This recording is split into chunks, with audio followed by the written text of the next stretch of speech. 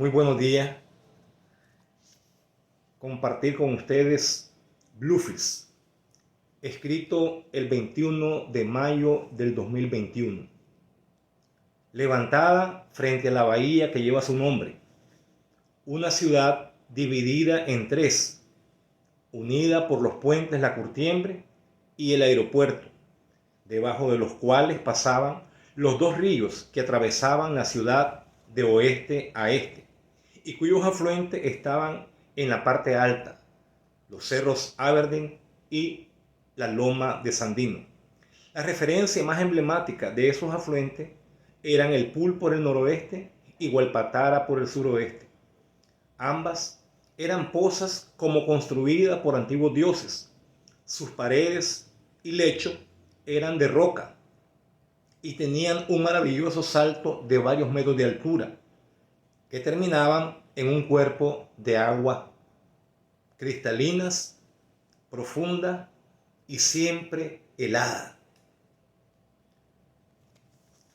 Ambos ríos cruzaban calladamente la ciudad como una competencia, empujados por la gravedad y tomando a su paso diversos nombres: el Cirilo, el Champión, el Sardino, entre otros.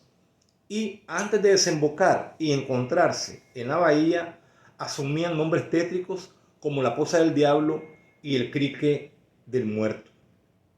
Elevada a ciudad en 1903, apenas 2 décadas después, un alto funcionario había sugerido desaparecerla y trasladar a sus pocos habitantes al otro lado, en el incipiente puerto del Bluff. La razón: no era práctico recibir la mercancía en el Bluff, trasladarla a Bluefield para luego ser trasladada al Rama y viceversa. Era más fácil tragar la parte de la bahía que comunica al Bluff con el río Escondido.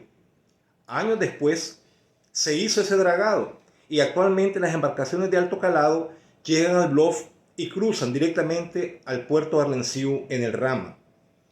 Pero Bluefields resistió y se pobló.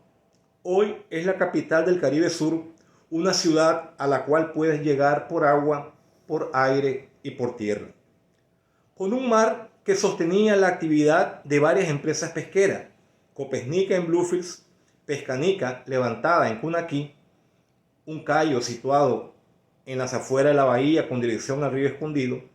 Esta empresa era la más grande y llegó a tener 406 empleados, pero cerró en diciembre del 81.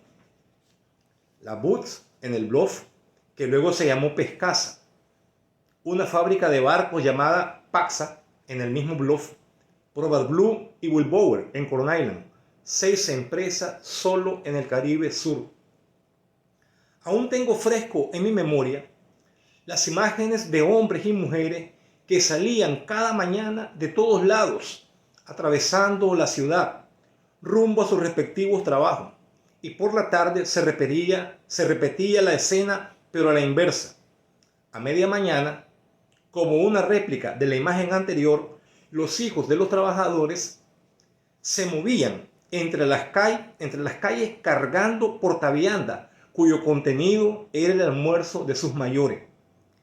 Y, dato curioso, los mismos barcos que por la mañana llevaban trabajadores daban la vuelta para las 10 de la mañana recoger la comida de los trabajadores que le llevaban sus familiares.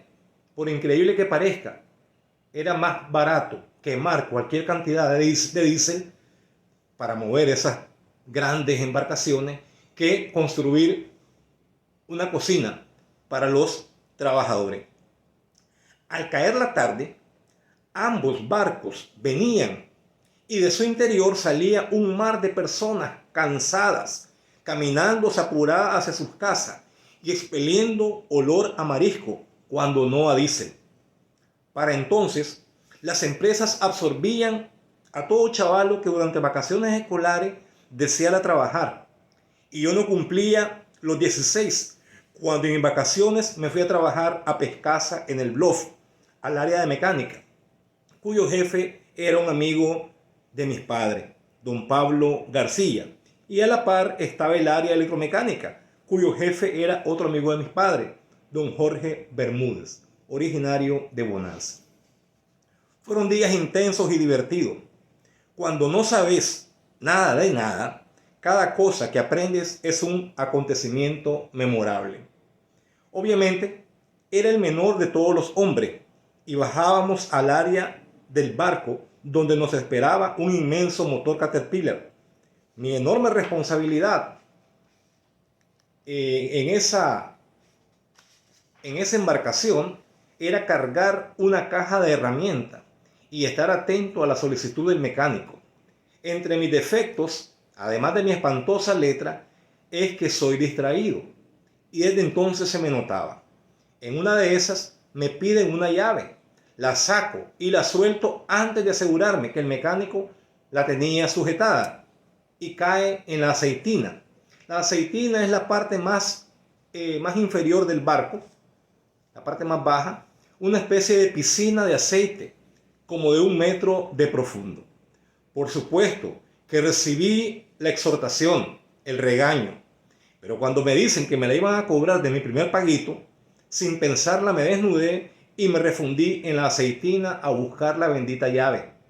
Encontrarla fue increíblemente rápido, pero cuando salgo a la superficie veo la cara del mecánico, Salvador Miranda Obando, y tremenda regañada. Creo que me regañó más por mi osadía que por la pérdida de la llave. Cipote loco, me dice, ¿qué hiciste? Salite de ahí que te vas a morir envenenado. Y yo, mostrándole la llave extraviada, acá está la llave, asunto resuelto, ya no me la van a cobrar. Estás loco, y esa no es la llave, me dijo Salvador con absoluta convicción. Yo, que para entonces no sabía absolutamente nada de llave y creía que una llave era igual a otra, como si fuese fungible. Pero si esta es la llave, le digo, mira, es plateada. Yo mismo la saqué de la caja, por eso sé de lo que te estoy hablando, créeme. Salvador, si te vuelves a meter, vas a encontrar cientos de llaves, iguales a esa, con la diferencia de su medida. Chaval, esa no es la llave, jodido, y punto. Como cerrando la discusión. Y mostrándome una cuerda acerada con un gran imán, lo hunde en la aceitina, y efectivamente ese sitio era un cementerio de llaves. Al sacar el imán venían pegados decenas de llaves, destornilladores y otras. Entendí que no era verdad que te cobrarían la llave que se caía, pues perfectamente podían sacarla. Pagaban cada sábado. Las clases iniciaban en pocos días, así que mi último día de trabajo fue el lunes anterior. Ese día me llaman y el señor Andrés Alemán me entrega un sobre con dinero. Asumí que se había equivocado, porque apenas 2 días antes me habían pagado mi salario, pero lo tomé. De regreso a Bluefields, esa tarde, el señor Andrés Alemán se sienta junto a la par mía y me queda viendo y sonreía. Y yo pensaba para mis adentros, ¿habrá recordado que se equivocó y que me pagó 2 veces? Fue la travesía entre el Bluff y Bluefields más larga de las 100 que he hecho, porque esperaba que ese hombre callado, de voz aguda y rostro sonriente, me pidiera que le devolviera el dinero. Cuando por fin atraque el barco, yo salto y camino rápido a mi casa en el barrio de Nueva York, como huyendo del señor Alemán, y llego a casa y le cuento a mi padre, papá, me pagaron el sábado, pero hoy me volvieron a pagar, y el señor Andrés Alemán venía en el barco y me quedaba viendo, sonreía, creo que se acordó de que se había equivocado, pero fíjense que no me pidió que le devolviera nada. Mi padre me dice, no hijo, esa es tu liquidación. Y entonces respiré aliviado sabiendo que podía disponer libremente de ese dinero.